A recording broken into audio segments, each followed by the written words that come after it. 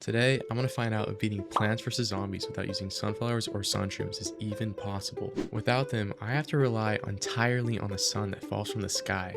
And once the night levels start, the game doesn't give us any sun at all. So how is this challenge even possible? Well, that's exactly what we're about to find out.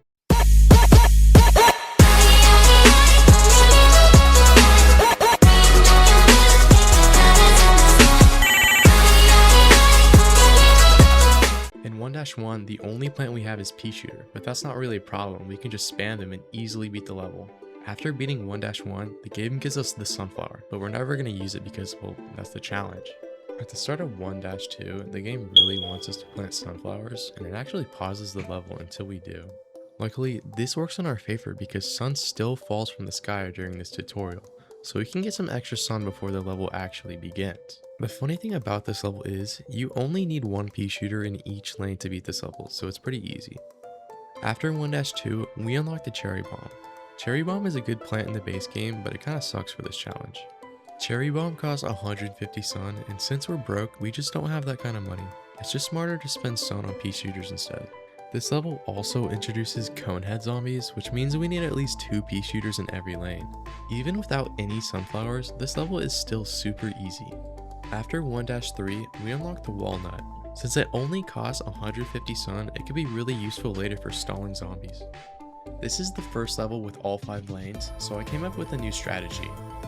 I let the first few zombies get taken out by the lawnmowers so I could save up sun for later. It worked surprisingly well, and I ended up beating the flag with no real trouble.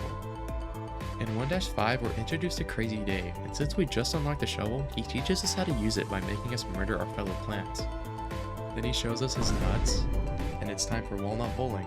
This minigame is really easy, and after launching our nuts at the zombies, we unlock Potato Mine. This plant is going to be really useful for the challenge since it can instantly kill a zombie for only 25 sun. In 1-6, we're introduced to the pole vaulting zombie. It takes at least 2 Pea Shooters in a lane to deal with, and since we have no money, they're kind of a pain to deal with. Luckily, our strategy of stalling at the beginning of the level works again, and we make it through without too much trouble. After beating the level, we unlock Snow Pea. Snow Pea is actually really useful for this challenge because it can take down a Conehead or a pole vaulter zombie all by itself.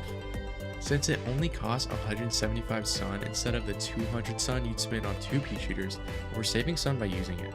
This level throws even more pole vaulter zombies at us, but their shafts are so big that you can see which lane they're coming from earlier, meaning I have more time to prepare. We beat the level no problem and unlock the Chomper. Chomper is really useful for dealing with Buckethead zombies, which are introduced in 1-8. For this level though, I didn't even need to use it. I managed to beat the stage using only Snow Peas. The only Bucketheads that spawned either got run over by a lawnmower or blown up by a cherry bomb during the final wave. After 1-8, we unlocked the Repeater. It costs 200 sun, so yeah, we're never gonna use this thing. This level has even more Bucketheads, but I learned that a Snow Pea and a Pea Shooter in the same lane are enough to take one down. Since the Bucketheads don't show up until later in the level, we have plenty of time to set up our defense. Hey, a letter! I have friends! Oh, that's not a letter, that's a threat. After beating the level, we get a warrant for our arrest. 1-10 is the conveyor belt level, so there's like no way to lose. After beating it, we unlock the Puff Shroom. Puff Shroom is an amazing plant and super important for this challenge, but you'll have to wait till the next part to see why. The reason I'm making this challenge a series instead of one big video is because I didn't want to spend an entire week making a huge hour-long video just for it to get 10 views. I'm still new to YouTube, and making shorter videos like this helps me build up my channel while figuring out what people like to watch. That way, all the time I put into making videos feel worth it.